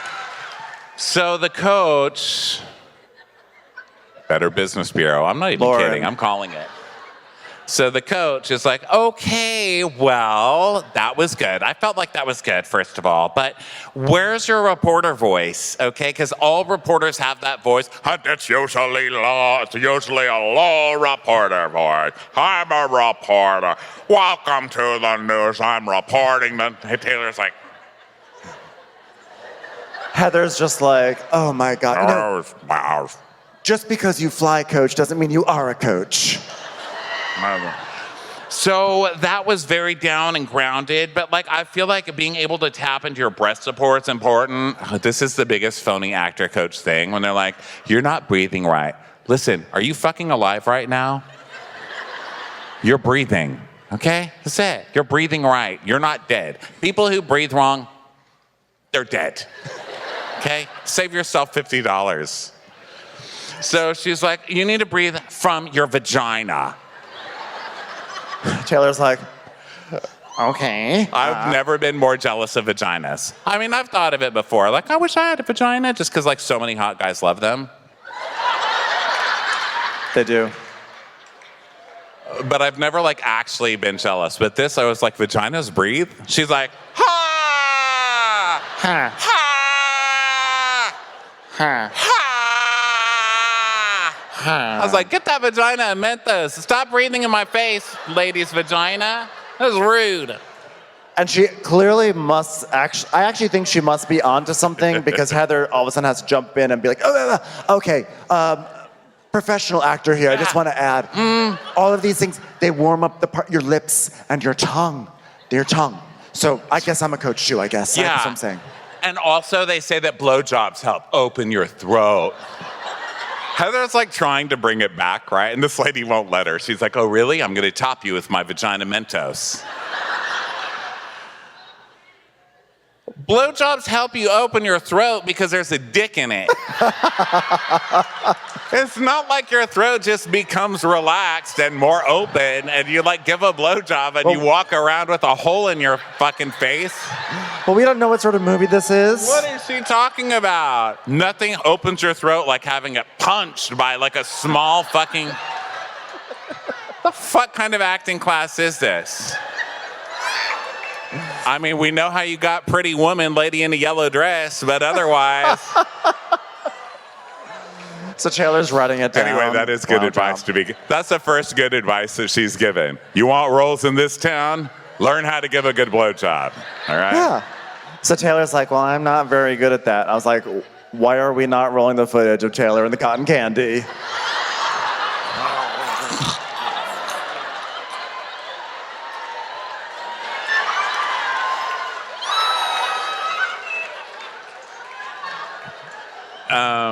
But also the fact that she's like, you got to give good blowjobs. Taylor's like, she's writing notes on it. I wish Drew Sidora was in this scene. You know what I would love? I would love like Heather and Drew Sidora giving acting tips to poor Taylor. I'm not saying we have to do it right now. I'm just saying theoretically, Yeah, I just my would love face, to I was see like, this horrific no. performance. So Heather's like, yeah, Lauren's a pro. She's an expert. She knows what she's talking about. Done that. Definitely did that one with Jenny a couple of times. Steamed up a couple windows. That was fun. But, you know, I've done most of these things. Not the blowjob part. You live in a mall house. You've done the blowjob part. Can we stop? You went from being on Jenny to owning half of Orange County. So, be proud. The sacrifices I made turning down that career. So now it's time for the Cut Fitness goodbye funeral party. Oh, gosh. R.I.P. I would say rest in power, but I feel like they only had electricity a few days a week. Restore in power. So Eddie's trying to serve a look. Oh, Eddie. He's doing like white shorts and like a white, just like Oxford from Van Heusen and like a pink tie. This is what we waited for, really? Seriously? So everybody's arriving, and Gina's there, and she's, you know, with Tupperware, presumably. And she's... Gina's wearing the same outfit that she wore last week, too, right? Like she's wearing the black with all the necklaces? Oh, no, I think... Wait, is she wearing that to the party or just in her confessional? Oh, my God, I love it. I hope she just shows up in the same thing every day. That would make me like her. Maybe I used the secret to make that happen in my brain. So Gina sees Ryan, and she hates this new girl, Jen, for being a cheater, right? So she sees Jen and Ryan, and she's like, hi, Ryan, hi. And then she tells us, she's like, I expected him to be taller. Excuse me. You're dating Travis. How dare you? I mean, I don't know, Ryan. I don't know that I should be sticking up for Ryan, but Travis. I mean, we waited a long time to see Matt also, don't forget. So then, by the way, Heather and Terry show up, and they're like, Heather brought some white bread as a gift. This is what people like, right? I'm relatable. You bring and bread. It wasn't full either. It was like a half thing. It's like, well, Alfredo left this on the counter, so I thought, do you consider these flowers, basically? It is flour, so. Richard Marx and Daisy Fuentes didn't want this, so I thought maybe this would be good for you. and Tamra's like, why did you bring carbs? And Heather's like, I don't know, it's just organic, just take it. So then the guys are talking, and we see why the guys from Jersey are like so popular and always have scenes, because they're funny. They're pigs. They're all misogynist pigs, but they're funny. These guys are just like, and Eddie's like, oh, you guys having some cocks? Last time I saw you guys holding your cocks, you were in a urinal together. I was like, cut away from Eddie. I don't remember Eddie being so... I was like, what gay porn are you watching? So then I wrote down, Taylor is confused. That says a lot. Taylor is confused. This whole thing, Taylor looks like she doesn't know where she is. I mean, it's Taylor Arms, just what you'd expect all these years later from Taylor. She's just like... She has shown up with her husband, and she's like, after everything that went down, John was a happy place for me, and now that we've been married for almost 8 years, he's been my rock. Plus, he's pretty hot in that looks like Rosie O'Donnell kind of way.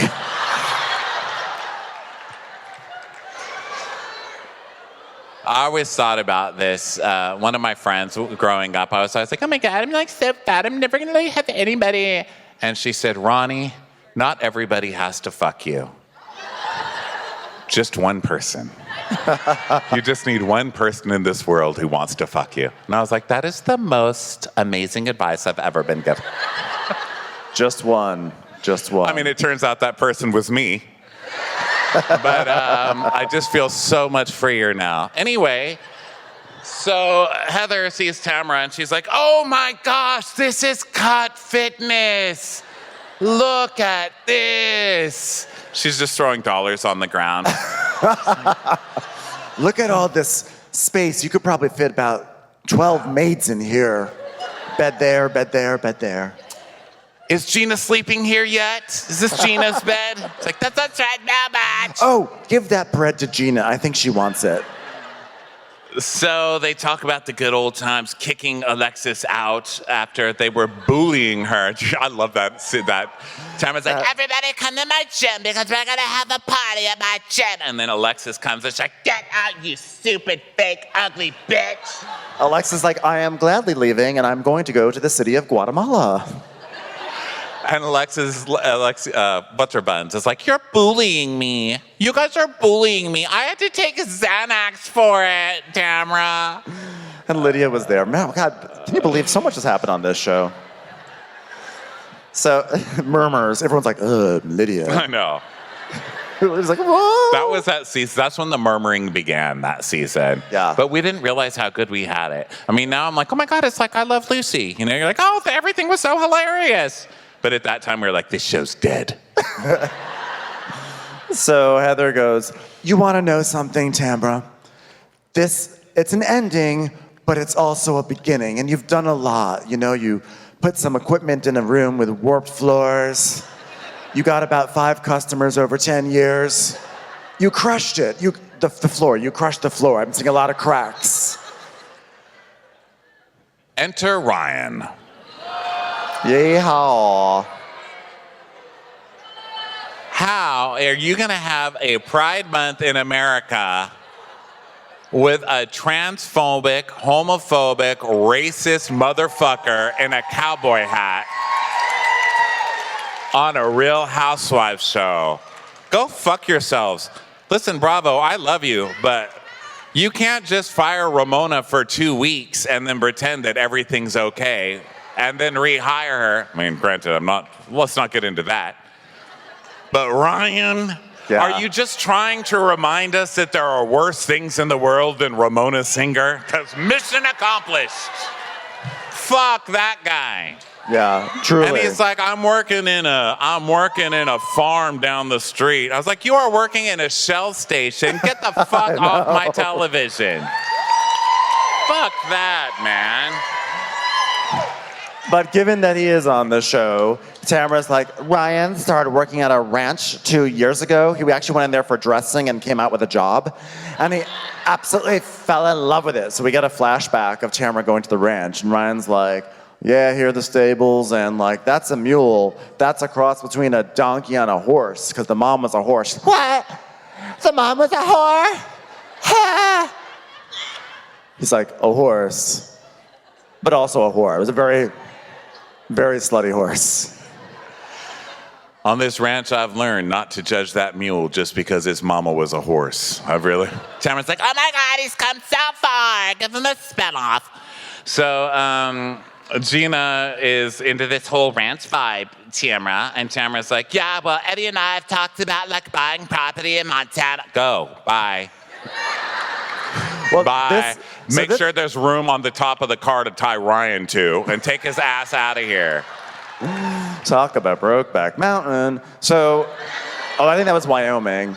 Literally broke.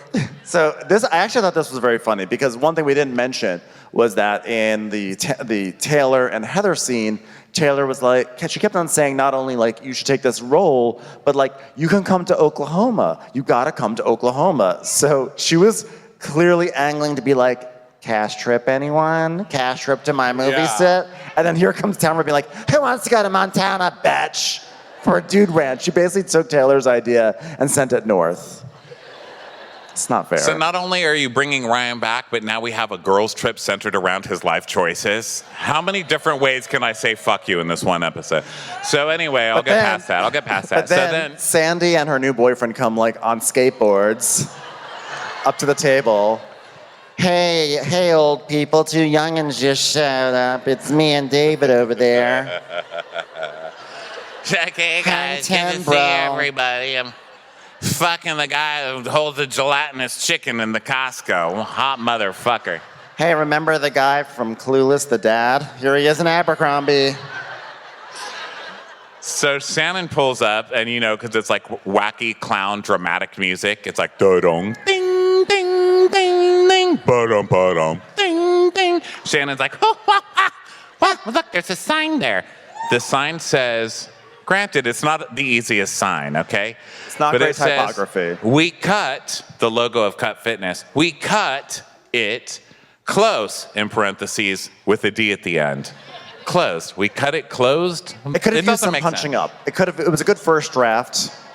Don't let Tamra make signs. The fact that it's a sign means somebody went to the Kinko's, somebody took the order at the Kinko's, somebody gave the okay, another person walked to the print machine and never thought to say, what?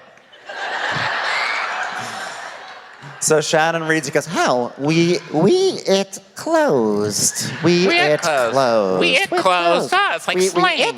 We it, girlfriend, closed. We it closed. We saw the movie Closed. It, but it was closed. D. We it D. closed. D. D. Close D. Glenn Close is closed. It's in parentheses. D. How? D. Close. D. It's a little D. That stands for David. We it closed, David. So she comes in and she's like, Oh, where's Tamra? And Tamra's like, where's Shannon? It's like, where's Tamra? Where's Shannon? I'm right here.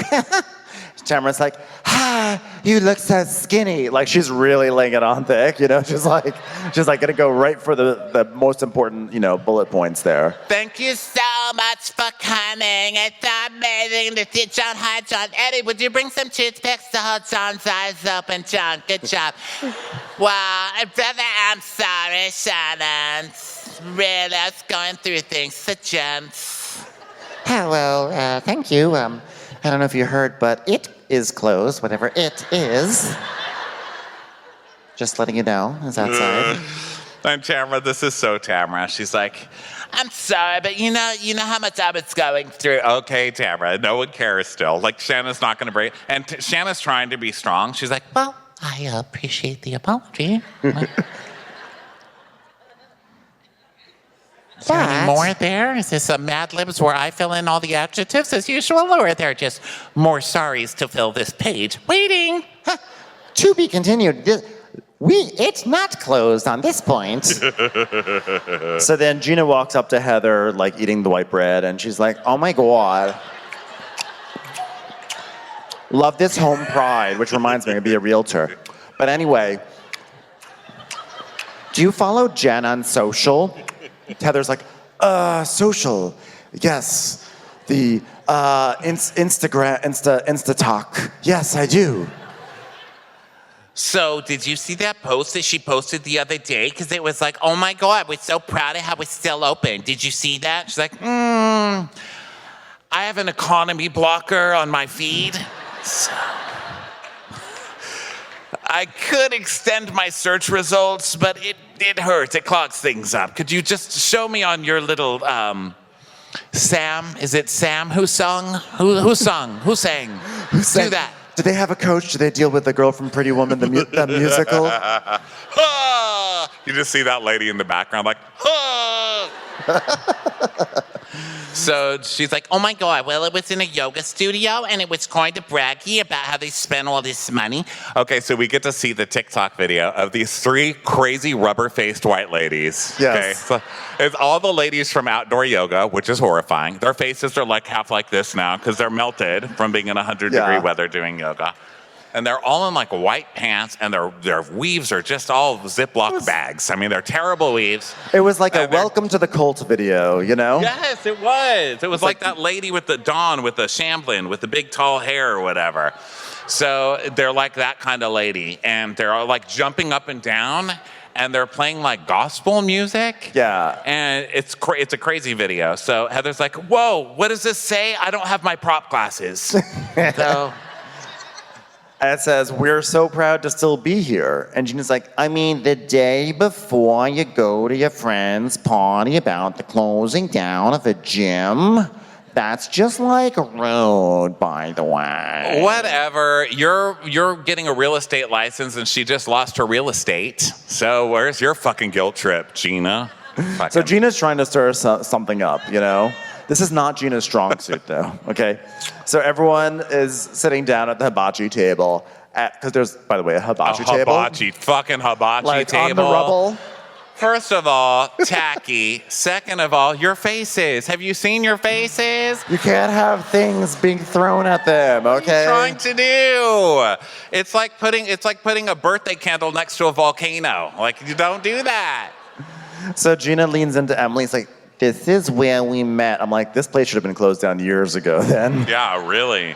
It's like the cleanest this place has ever been. That's what it needed this whole time, was a little fire, you know? Take it closer to the Jen and Ryan fuck sauna, why don't you? Before you sell that thing off. Also, this is why I hate gyms and people at them. Eddie comes up to little Shane, who bless Shane's heart. You know, he can't help it. He was born that way. So he comes up to Shane, and Shane's like, and he's like, hey, Shane. He's like, yeah. And he goes, I'm going to get you in the gym. I'm going to do it. Ow. Yeah. Yeah, I don't Shane shouldn't have to justify himself Listen, to you. it was hard enough for him to pass the bar. Let's not make him lift a bar. So Gina, so they're all sitting down at this hibachi table right now. I'm terrified, but I'm also wishing I was there with lighter fluid, just like to see what would happen. So Gina is like, oh, so Jen and I, double N's. Woo, someone's got two N's in their name. So Jen, so that post that you posted, because now she's got this weird accent that she's trying on. It's like she watched Fargo once or something. Did you notice this? She goes, so that post you posted the other day, that was interesting. You don't talk like that. And Jen's like, what did I post? And she goes, honestly, I thought I was going to come here and you weren't even going to be here because I thought, oh my God, her and Tamra must be in a thing. You must be in a thing. Because you posted like this post about celebrating to be proud to still be open. A shrimp hits her in the head. Ow. Jen's like, oh. She catches it with a hot dog bun. She's like, actually, at one point, Travis does catch something, and Shannon is like excited and alarmed. She's like, Gina! Travis caught a shrimp in his mouth. Check on him, he might be choking, Gina! so Gina's. Sometimes when we get hungry, we go stand outside weddings and just wait for rice to get thrown. so romantic.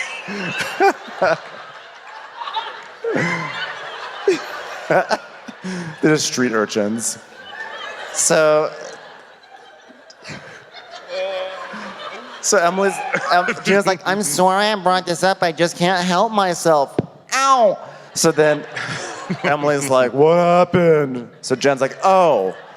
So, funny story. I posted yesterday because, you know, I do the social media for my studio, and we've been saying how we need to do more TikTok and Reels and things such as that. And like, there was like a TikTok that was going on. Don't I sound very like natural of the social media movement? And it was like hallelujah music. It's called a meme. And so what you do is you put the hallelujah music on your video that you do, and then you jump up, and it's like COVID. She's like, COVID. Sadness. But then you say, but we're still here. We're still. And then you send it to everyone who's ever had COVID. And isn't still like, aw. So Jen's like, yeah, so it's just basically a post about like our business is so, ow, my tongue, god damn. And Tamra's like, wait a minute, you posted that today? And she goes, no, yesterday. And Tamra's like, well, look, I'm glad you're still in business, but I see what Jen is saying. And then we get drama music. And Heather's like, I think that Jen opened a can of worms for herself. Tamra has a temper, and Tamra can take a situation that should be at DEFCON 4 and take it up to sitting on top of a dumpster, hissing at an innocent person just trying to throw away their trash. One. That's my opinion. Yes, we get the clips. So Jen's like, oh, I apologize if that feels insensitive, Tamra. I'm like, you're fired. You should be saying, I made that Tic Tac, fuck you. Not, I'm sorry if I offended you, Tamra. That's not how you stay on this show. So were you knocking me because my business is closing? Yes, Tamra. Everybody's on TikTok making, I would have done that. Like, had I known that it was there, I would have. But I don't think your friend is going to be doing it. So Jen's like, Tamra, would I ever knock you for shutting down your business just because you gave away my affair to Will, which you know she fucking did. You know she did. I can't wait till we find out this season that Will knew that this lady was cheating on him because Tamra ran and fucking told him after Mexico. I will bet you anything. There's my water bottle. I'm putting it down.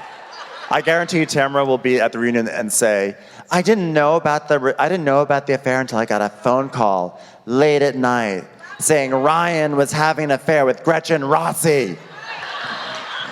So she's like, would I ever knock you for shutting down your business? And Tamra's like, I don't know. She's like, yes, you do know. And so Jen's like all offended, right?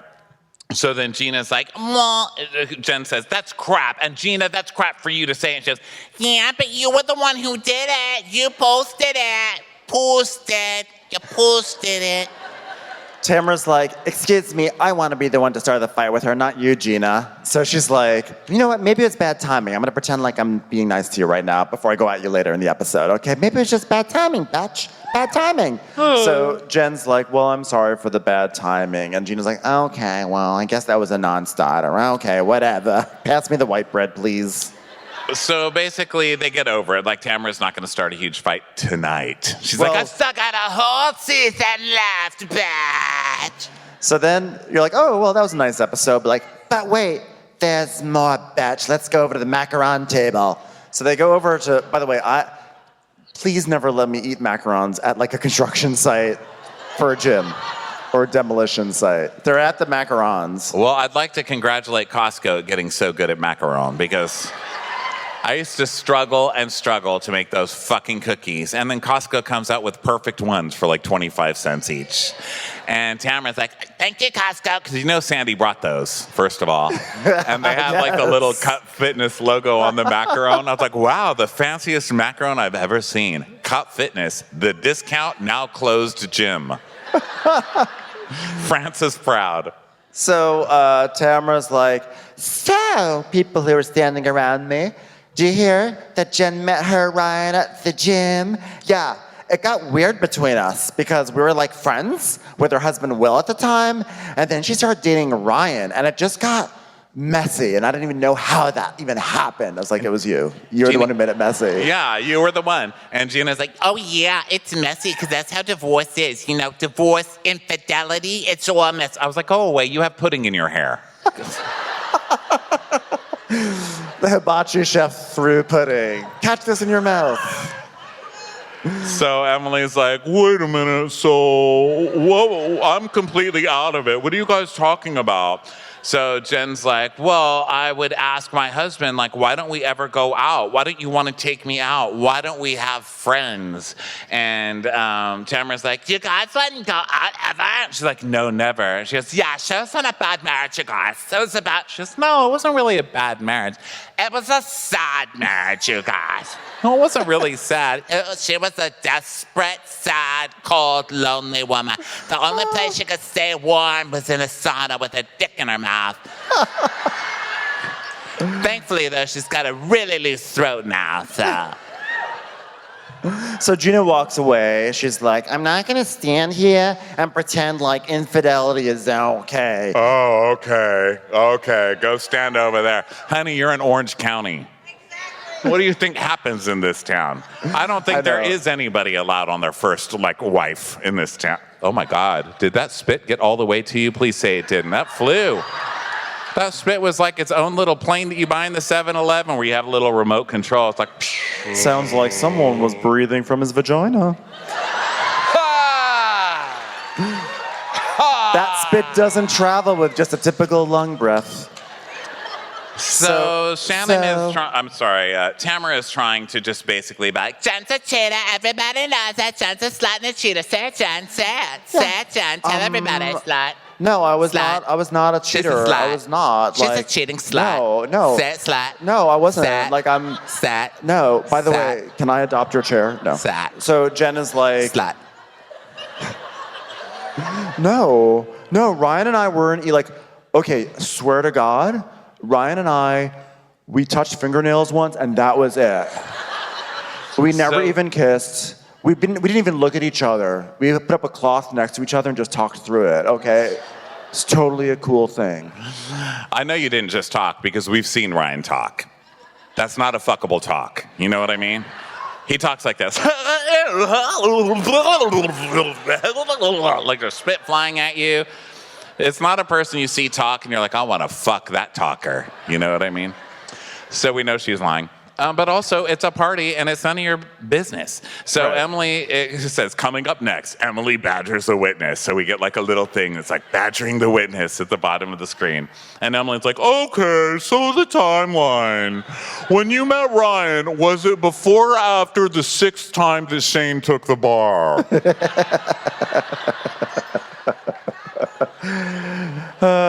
And Jen was like, no, Will was here, Will was living here, and Emily's like, but did you want your husband to live in Oklahoma because you had something here and it was easier if he was here? Is that why? Jen's like, I have no idea what you're talking about. Yeah, you just wanted to fuck your boyfriend, so then you had your daddy hire your husband in Oklahoma so he wouldn't be home while you were fucking this guy that you fucked in the sauna, from I heard from Tamra. No, I don't think that was it. So your family bought a corporation in Oklahoma to give your husband a job. Did your mom know you? Was your mom helping you fuck this new guy? I don't think so. I did it. I fucked him in the sauna. What do you want? I fucked him in the sauna with a candlestick. Okay? I'm guilty. They are coming hard. And so... this shit just writes itself. It really does. So Jen handles this well, you know. The airbags in her face completely go off. She is safe. She's fine.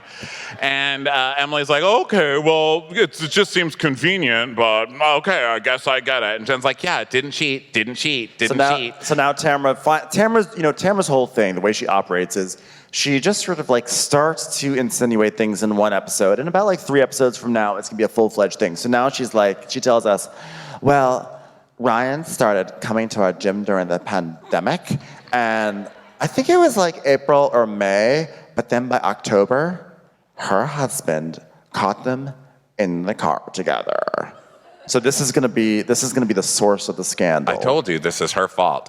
Also, how Tamra is it to be they started coming to my public gym right at the beginning of the pandemic? I know. Tamra never even closed that gym. She was just like, Definitely who cares, not. scamdemic bullshit. I'm taking a fucking shot.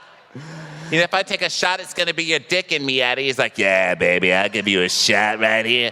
Hot beef injection. So Jen is like, look, here's what it was, okay? I met Ryan. He gave me a gift in the car. Was the gift a penis? Yes. Did I receive it with my vagina? Yes. But it was just a gift. So Emily's like, okay, I'm tired. I'm exhausted. You're guilty. Okay, guilty. So then we go to Heather and Gina talking, and Heather's like, so I dropped Nikki off at school the other day. And Gina is trying so hard to not hate Heather, but she can't help it. She goes, I know. I saw. Wow, the room you made at college looks so good, You know, the only negative thing is that they had to Ripping say off goodbye to each other. It was very difficult. It was like me with my career when I moved to Orange County. A lot of tears, a lot of regrets. And Emily's like, oh, what, twins? Because she has twins too. And Heather's like, yeah, you know, they've never been apart more than a week. And Emily's like, yeah, mine had never really been apart until one died in the pool the other day. Went to heaven, and the other one said, come toward the light, and came back. It was hilarious. I need a job. Hey, Batch, it's time to cut the cake. So they've got a cake to celebrate the wonderful life of Cut Fitness. And someone's like, did they put like a sweaty towel on the cake as decoration? Because they have like a fondant sweat towel on there. That is a cake made out of gym equipment. It's so, who wants to eat like a mini tramp? Okay, and last week I was joking that they were all working out and Emily ate a kettlebell. Like she chipped her tooth on a kettlebell, which was the rudest joke ever. I apologize. They literally have a kettlebell and Emily eats it in this episode. Am I psychic? Because I called this shit last week.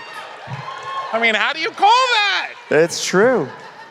So then it's just basically like, thanks everyone for being part of our Cut Fitness journey. I like to think we're all Cut Fitnesses. And as the biggest Cut Fitness here, I just want to say I have a very, very Cut Fitness day. And now let's eat some cake, Eddie. Cake in your face, Eddie. Cake in the face. And I just want to thank you all for coming. Like Jen did with Ryan in the sauna while she was married. And that brings us to the end of Real Housewives of Orange County. Bye, bitches! Thank you, Boston. Thank you, Boston, so much for an amazing night. Have a wonderful night. Good night, everyone. Love you guys. Watch What Crappens would like to thank its premium sponsors. Ain't no thing like Allison King. Ashley Savoni, she don't take no baloney. She's not just a Sheila, she's a Daniela. Itchels. Erin McNicholas, she don't miss no trickolas. She's never scary. It's the Green Fairy. Jamie, she has no last namey. Hava Nagila Weber. Sip some scotch with Jessica Trotch. She's a little bit loony. Junie, she's always supplying. It's Kelly Ryan. Kristen the Piston Anderson. You're never alone with Lacey Monteleone. Let's give a kisserino to Lisa Lino. Megan Berg. You can't have a burger without the Berg. Ruru LaRue. The Bay Area Betches. Betches. And our super premium sponsors. Somebody get us 10 cc's of Betsy MD. We're taking the gold with Brenda Silva. Let's get real with Caitlin O'Neill. Don't get salty with Christine Pepper. Can't have a meal without the Emily Sides. Nobody holds a candle to Jamie Kendall. She's not harsh, she's Jill Hirsch. My favorite Murdo, Karen McMurdo. We love him madly. It's Kyle Pod Shadley. Let's go on a bender with Lauren Fender. We want to hang with Liz Lang. The incredible edible Matthews sisters. Nancy Cease and Desisto. Give him hell, Miss Noel. She's the queen bee, it's Sarah Lemke. Shannon, out of a cannon, Anthony. Let's take off with Tamla Plain. She ain't no shrinking Violet Kuchar. We love you guys.